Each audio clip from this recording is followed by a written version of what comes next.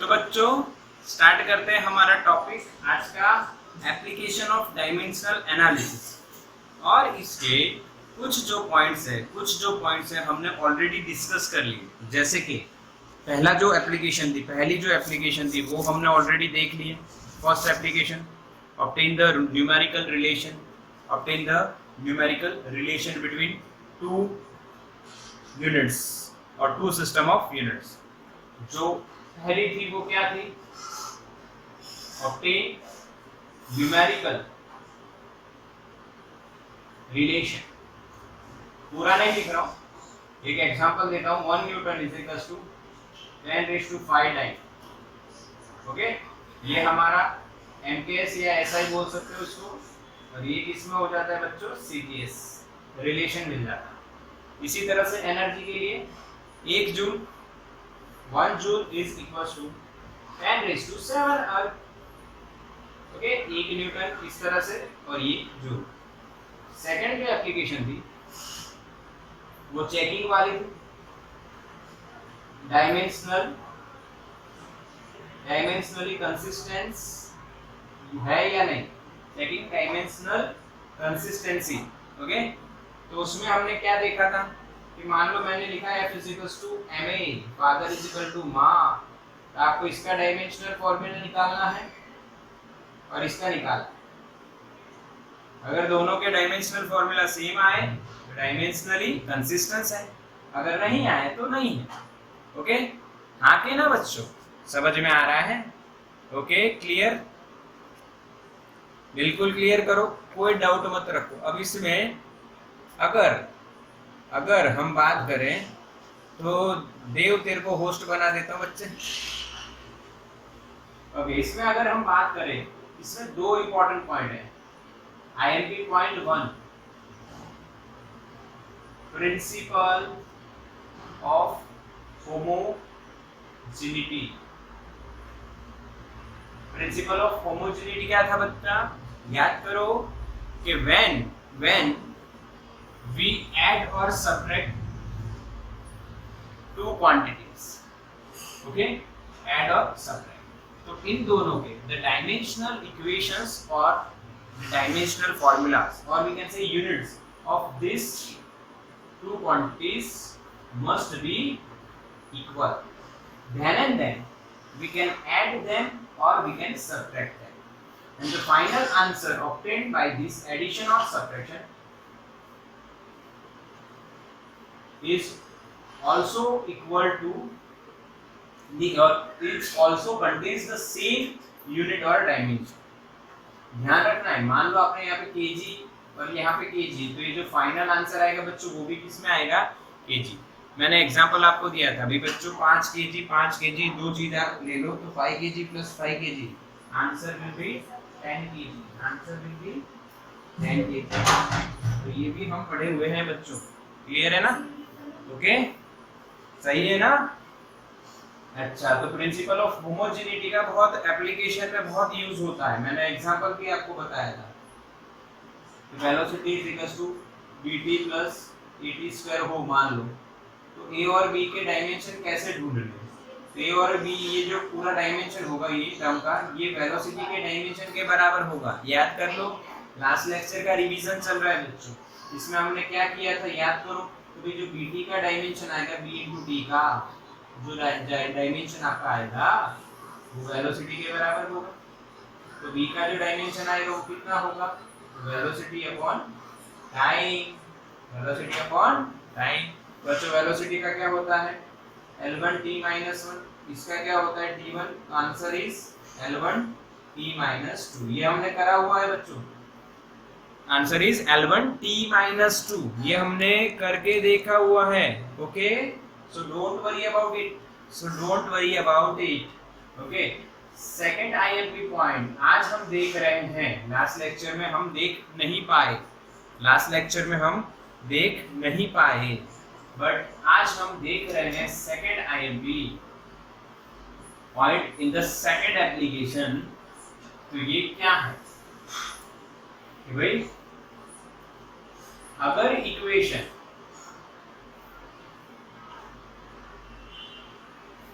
Dimensionally consistent है,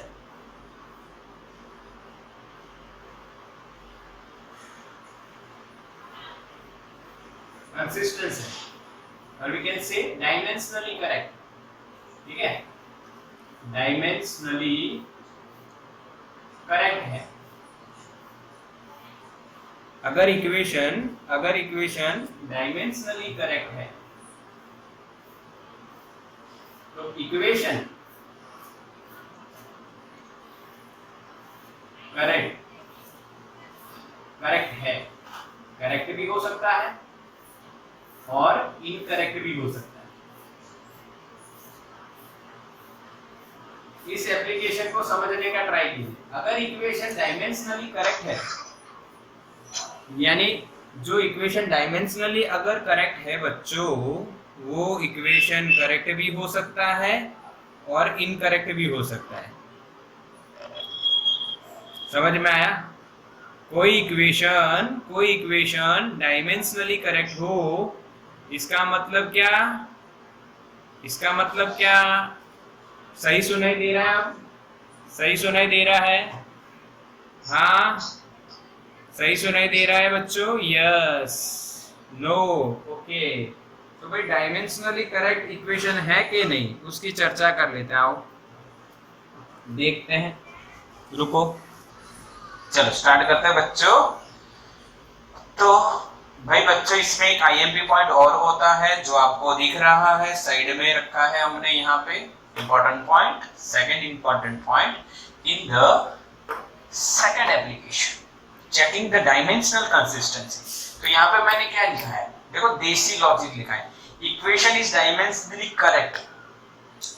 इसका मतलब ऐसा नहीं होता है कि इक्वेशन इज करेक्ट। ये क्या है भाई? ये लॉजिक है। इक्वेशन इज करेक्ट और इनकरेक्ट हो सकता है। कैसे देखते हैं, आइए एक एग्जांपल देखते हैं, मजा आएगी। अरे बच्चों, काइनेटिक एनर्जी की बात करते हैं। एनर्जी, काइनेटिक एनर्जी, आप mv², क्या डायमेंशनली करेक्ट है? चेक करते हैं। इसका mlt क्या होगा? डायरेक्ट लिख रहा हूं, समझ लेना। 12 - 2 काइनेटिक एनर्जी। मास का क्या होता है? m1, वेलोसिटी के स्क्वायर का L1t-1 वेलोसिटी का उसका स्क्वायर, यानी यहाँ पे डबल हो जाएगा। दोनों सेम है, तो इक्वेशन इज डायमेंशनली करेक्ट बच्चों। आगे ना बच्चों? अरे बच्चों, समझ गई कि नहीं कि कुछ कंफ्यूजन है?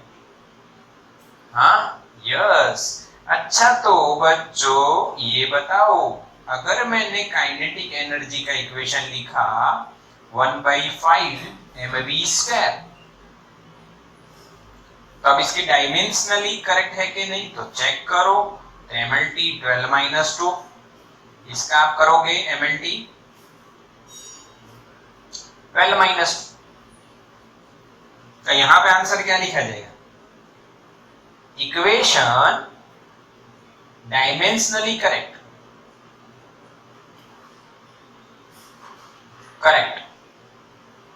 but equation is incorrect or wrong. Why equation is wrong? सोचो, can anyone tell me why equation is wrong? Why equation is wrong? Yes, because of this constant value. In reality, the equation is 1/2 mv², but in this case the equation is 1/5 mv². We all know the equation of kinetic energy is this. This is wrong. 1/5 is incorrect. That's why equation is dimensionally correct, but equation can be incorrect. Okay? Why incorrect? Due to this constant value. Clear this application? Okay, second application का second important point. First important point हमें आता ही है, principle of homogeneity. Second important point देखो, equation is correct, but incorrect भी हो सकता है, dimensionally correct है तो इनकरेक्ट भी हो सकता है। ये नोट करना, स्क्रीनशॉट लो बच्चों, स्क्रीनशॉट लो, नोट करो इसको। ओके बच्चों, नेक्स्ट जो हमारी जो एप्लीकेशन है वो एप्लीकेशन है third, application number 3। Application number 3 क्या है बच्चों, अभी हमने देखना क्या है। Application 3, formation of equation. ये मैंने शॉर्ट में लिखा है, रियलिटी में इसका नाम बड़ा है भाई, obtaining the relation between a physical quantity, obtaining the relation of a physical quantity or with different physical quantities, यानी एक physical quantity का दूसरी quantity के साथ relation बनाना, यानी कि formation of equation. Now what is the procedure? What is the procedure? बच्चों ये बहुत important, तीन एप्लीकेशन बहुत important. What is the procedure? Step 1. Okay, step 1 क्या है? तो स्टेप 1 है obtain equation based on dependency, यानी हम एक एग्जांपल से स्टार्ट करते हैं, समझ में तभी आएगा। एक एग्जांपल से स्टार्ट करते हैं। ऐसा दिया हो, time period of oscillation depends on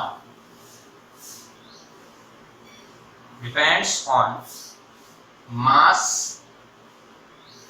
m। किसके mass of Bob. What is Bob? तो जो बेटा पेंडुलम होता है उसमें ये जो नीचे जो ऑब्जेक्ट लटकता है, massive body, the massive body is called Bob.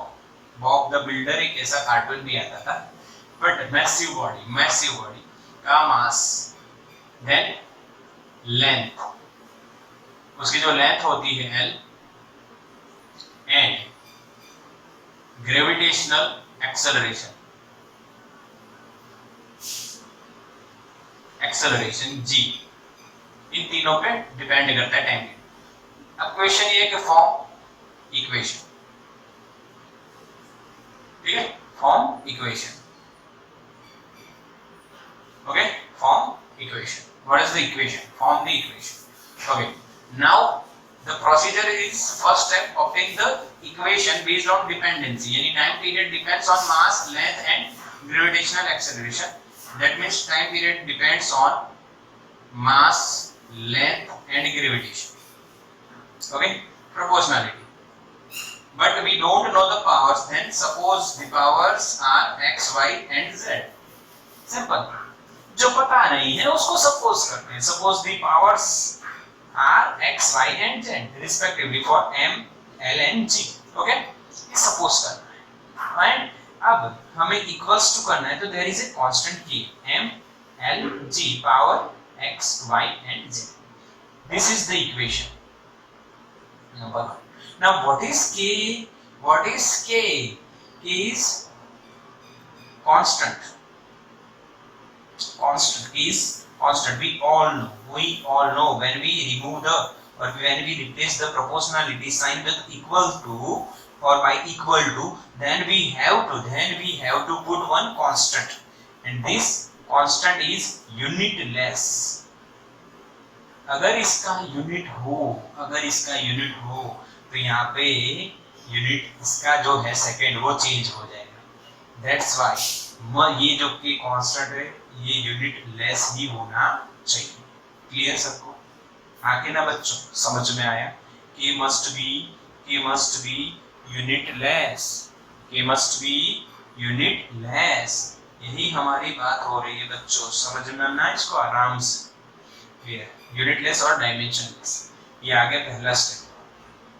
Second step, right dimensional formulas or equations of both sides, दोनों साइड की डायमेंशनल फॉर्मूला और इक्वेशन लिख दो।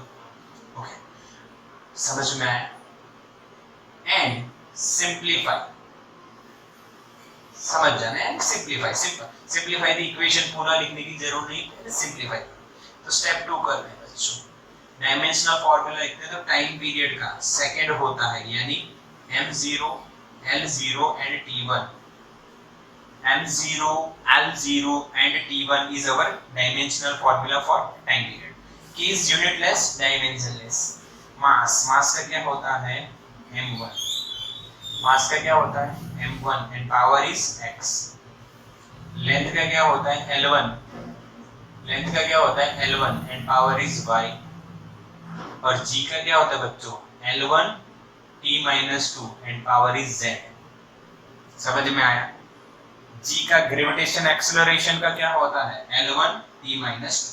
अब इसको सिंपलीफाई करना है तो m0 l0 t1 है, बट राइट साइड में mlt की जो पावर्स है उसको सिंपलीफाई करना है. ओके, यहाँ पे m की पावर कितनी होगी बच्चों x. सिंपल. l की पावर कितनी होगी यहाँ पे y. अब ध्यान से देखो, यहाँ पे l की पावर कितनी होगी l1 की z, यानी z into 1 z. तो यहाँ पे प्लस z आपको करना है. ये सीखो, सीखने की जरूरत नहीं, आपको आता है बच्चों, ये मैथ्स है. l की यहाँ पे y पावर, l की यहाँ पे z पावर, l की y into l की z. तो बच्चों बेस सेम हो और प्रोडक्ट में हो, मल्टीप्लिकेशन में हो तो पावर का एडिशन होता है, अगर डिवीजन में होता तो सबट्रैक्शन होता है. बस वही किया. टाइम पीरियड की -2 into z, यानी -2z. मैं -2 गुजराती जैसा क्यों लिख रहा हूँ, बिकॉज यहाँ पे z अगर आप ऐसे लिख रहे हो तो कंफ्यूजन ना क्रिएट हो इसलिए. Okay, this is our step 2. अब स्टेप 3. स्टेप 3 क्या है? Equate powers of mlt and s, जितने भी हो, पर mlt, equate the powers of ml and t, और a भी आएगा आगे आगे, तो लिख सकते हैं हम लोग mlt and a. Okay, and obtain values of unknowns and put them in equation number 1. Okay, obtain the equation and वो जो इक्वेशन ऑब्टेन किया उसमें रखनी है इसकी जो पावर्स का हम सॉल्यूशन करेंगे. तो आओ करते हैं. तो आप देखोगे x की पावर, यहाँ पे m की पावर 0 है और m की पावर x है, तो x इज इक्वल टू क्या होना चाहिए 0, तभी बीच में इक्वल टू होगा ना. फिर यहाँ पे दूसरे में y प्लस जेड जो है, y प्लस जेड, यानी इसको मैं स्टेप नंबर 3 लिखता हूँ. Equating the powers x is equal to 0, फिर y plus z is equal to 0, l की पावर भी 0, और लास्ट में -2z इज इक्वल टू 1. तो z इज इक्वल टू -1/2 आ गया बच्चों. ये इसमें रख दो तो y प्लस माइनस आ जाएगी, क्योंकि z की value minus is equal to 0. तो y इज इक्वल टू +1/2. आ गई तीनों? आगे ना बच्चों, तीनों वैल्यू मिल गई. अब क्या करोगे? अब क्या करोगे? इन वैल्यूज को इक्वेशन नंबर 1 में पुट करोगे. तो from equation number 1 t is equals to k m l g. m की पावर x, तो x की वैल्यू आई 0, l की पावर y, y की वैल्यू आई 1/2, g की z पावर है, z की वैल्यू है -1/2. बस खत्म. तो अब आपका t जो आया k into l by g हो गया, और दोनों का रूट है. देखो l का 1/2, g का -1/2, यानी नीचे आ गया तो l बाई g हो गया, और दोनों का 1/2 यानी कॉमन पावर है, तो कॉमन रूट लिख दिया मैंने. बिल्कुल इजी. अब ये इक्वेशन आ तो गया, but practically for this experiment k is equals to 2 pi, ये आपको दिया जाएगा क्वेश्चन में. नहीं दिया जाता है तो ये आपको पता हो जाएगा आगे चलते चलते, क्योंकि आगे ये इक्वेशन हमें ऑब्टेन करना है. ठीक है, तो इसके बारे में चिंता मत करो कि k की वैल्यू कैसे 2 pi आई. तो फाइनल आंसर हमारा आएगा 2 pi under root l by g. Yes, क्या ये इक्वेशन हमने पहले देखा है? क्या इक्वेशन पहले हमने देखा है? याद करो, याद करो। एग्जाम्पल नंबर 12, एग्जाम्पल नंबर 12 में हमें देखा है कि भाई एरर का एग्जाम्पल था। हाँ, एरर का एग्जाम्पल था, एरर इन जी फाइंड करना था, ये इक्वेशन दिया है। ये 2 पाई का जो कांस्टेंट के बारे में अगर किसी को चिंता हो तो एक बार क्लियर कर लो कि हर इक्वेशन में हमें ऐसा के मिलेगा और उसकी value according to the equation जो आती होगी प्रैक्टिकली वो हमें याद रखनी है। नहीं याद रखनी है तो क्वेश्चन में दिया जाएगा। So don't worry about the value of constant. Okay, done. तो ये देखो स्टेप कितनी फॉलो करी? 3। फर्स्ट में क्या करना है? obtain the equation based on dependency. Second में write dimensional formula and simplify the equation. Third one, equate the powers of the MLTE and obtain the values of unknowns and put them into the equation number 1. This is the procedure. अब ये जो इतनी बड़ी procedure है ये JEE NEET में नहीं करनी है, उसको छोटा कर देना। अब छोटा कैसे करेंगे वो तो आपको प्रैक्टिस से आ जाएगा बच्चों। डायरेक्टली आप देखो ये लिखोगे, फिर एमएलटी बनाओगे, फिर ये करोगे, ये सॉल्व करोगे और ये वैल्यू सीधी यहाँ पे आ जाएंगी, यानी इक्वेशन आपको दिख जाएगा। करना तो ये पूरा ही है। फिर ये स्टेप 1 2 3 ऐसा मत लिखो कि इस कांस्टेंट ये मत लिखो, इक्वेशन 1 है ये सब हटा दो। ये यानी छोटी-छोटी चीजें आप हटा सकते हो और ये छोटा हो जाएगा। ओके, इसका स्क्रीनशॉट ले लो बच्चों। यहाँ पे हमारी एप्लीकेशन सारी कंप्लीट हो गई। अब इसके और क्वेश्चन देखेंगे। ओके, तो बच्चों ये जो हमारा है according to our NCERT textbook, ये 17 नंबर का एग्जांपल मैंने करवाया है। यहाँ पे आप लिख सकते हो तो ये कौन सा एग्जांपल हो गया हमारा? 17 2.7 ये कंप्लीट हो गया। उसके पहले 2.15 है जिसमें डायमेंशनल कंसिस्टेंसी चेक करनी है 15 और 16 में, इक्वेशन इज करेक्ट है और रॉन्ग, ये भी हमारे हो गए, मैंने आपको बता दिया है। यानी अकॉर्डिंग टू एनसीईआरटी जो हमारा सिलेबस है चैप्टर 2 का वो खत्म हो चुका है। ओके, पर इसका एक आधा और एग्जांपल देखते हैं तो बढ़िया आपकी प्रैक्टिस हो जाए। चलो देखो एक और एग्जांपल देखते हैं। अब मैं डायरेक्टली क्वेश्चन लिखता हूं कि भाई यहाँ पे हम लोग एक और एग्जांपल देखते हैं कि भाई जैसे ये केस ये वाला है, ये आप आगे भी पढ़ोगे 5th चैप्टर में। एक गाड़ी चल रही है ऑन सर्कुलर पाथ, ये उसका सेंटर है, रेडियस r है, ठीक है। इसकी वेलोसिटी इधर या स्पीड v है, रेडियस r है, स्मॉल कर सकते हो, स्मॉल r पाथ कर, गोल गोल गोल गोल गोल गोल गोल घूम रही है, इसका मास m है। तो ये जब गोल घूमती है तो इसके ऊपर सेंटर की ओर एक फोर्स लगता है जिसे हम सेंट्रीपेटल फोर्स बोलते हैं। कौन सा फोर्स बोलते हैं बच्चों? सेंट्रीपेटल। चाहे कोई भी नाम हो, फोर्स का एमएलटी तो आपको आता है ना। हाँ, जैसे आपने मिशन मंगल पिक्चर देखी हो तो उसमें वो साइन अपने बच्चे को बताती है ना कि वो यो यो से ऐसे घुमाती है कि ये हमारे, तो जब आप ऐसे एक पत्थर बांध के धागे के साथ ऐसे घुमाते हो तो सेंटर के साइड एक फोर्स लगता है, उसे सेंट्रीपेटल। अगर वो ना लगे तो धागा तोड़ के दूर चलाए। तो बस वही बात है, आपको इतना डिटेलिंग नहीं करना है, ये तो मैं बता रहा हूँ, ये तो मैं बता रहा हूँ आपको। तो मतलब क्या है ये प्रोसीजर्स। ओके, क्वेश्चन क्या है ये देखो। Centripetal force depends on mass m of body, radius r of circular path and speed v of body। ऐसा क्वेश्चन दिया हुआ। Then obtain the equation which relates this F, V, M and R। तो procedure वही, procedure is same. अब देखो बच्चों, हम इसको थोड़ा सा जेईई नीट के हिसाब से करते हैं, थोड़ा सा, ज्यादा नहीं, थोड़ा सा। इसको किस तरह से हम सॉल्व करेंगे आओ समझते हैं तो इसका सॉल्यूशन कैसे करना है आपको। ओके, तो प्रोसीजर तो वही है बच्चों, जब आप बोर्ड में लिखते हो यानी थियोरेटिकल एग्जाम में लिखते हो तो पूरा आपको लिखना है, ये करना है, ये करना है। बट जब आप सॉल्यूशन करते हो जेईई नीट के हिसाब से आप कैसे करोगे, तो f is proportional to m v r x y z, कुछ भी सपोज कर सकते हो।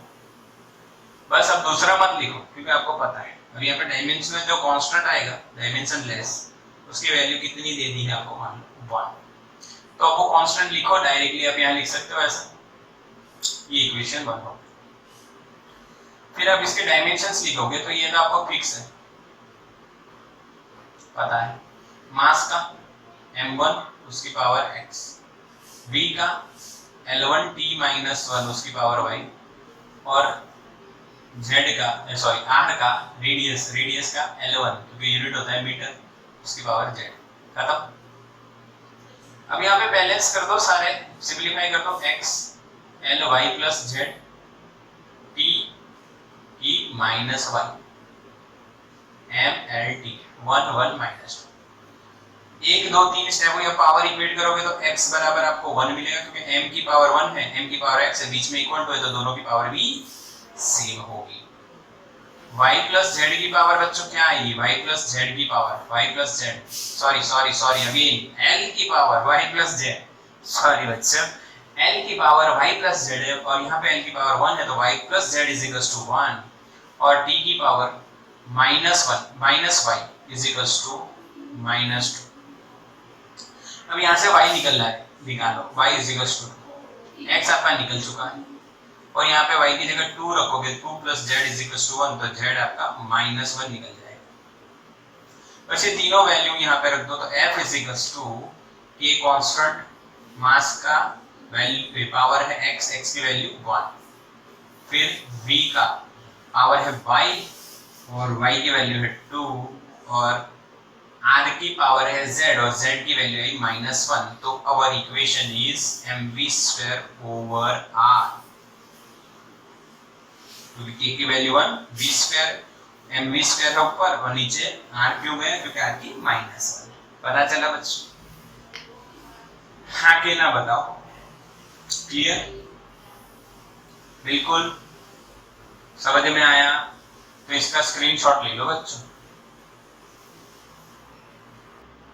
तो बच्चों यहाँ पे आपका ये फॉर्मेशन ऑफ इक्वेशन खत्म हो गया, बट एक नीट का क्वेश्चन इसका करते हैं, कैसे इसको यूटिलाइज करते हैं नीट एंड जेईई। कई बार ऐसे क्वेश्चन होते हैं, देखो समझते हैं और अपनी ट्रिक लगाते हैं। अब देखो ये क्वेश्चन का टाइप होता है, मैंने आपको अलग अलग पैटर्न के क्वेश्चन करवाता हूँ और उसमें टाइप बता देता हूँ। जैसे कि हमने पहली एप्लीकेशन में क्या बोला था कि भाई न्यू सिस्टम वाला एक क्वेश्चन आता है कि भाई इस सिस्टम में ये वैल्यू है तो न्यू सिस्टम में कितनी वैल्यू होगी, न्यू सिस्टम में ये करना है। इसी तरह से इसमें भी न्यू फंडामेंटल क्वांटिटीज, ये स्पेशल केस होता है। न्यू बेस क्वांटिटीज आपको देती है, न्यू बेस क्वांटिटीज आपको देते हैं, नई क्वांटिटी जो बेस है। हमारे पास 7 तो है ही, पर ये कई बार अलग क्वेश्चन पूछते हैं। जैसे कि क्वेश्चन नीट में 2014 में पूछा गया,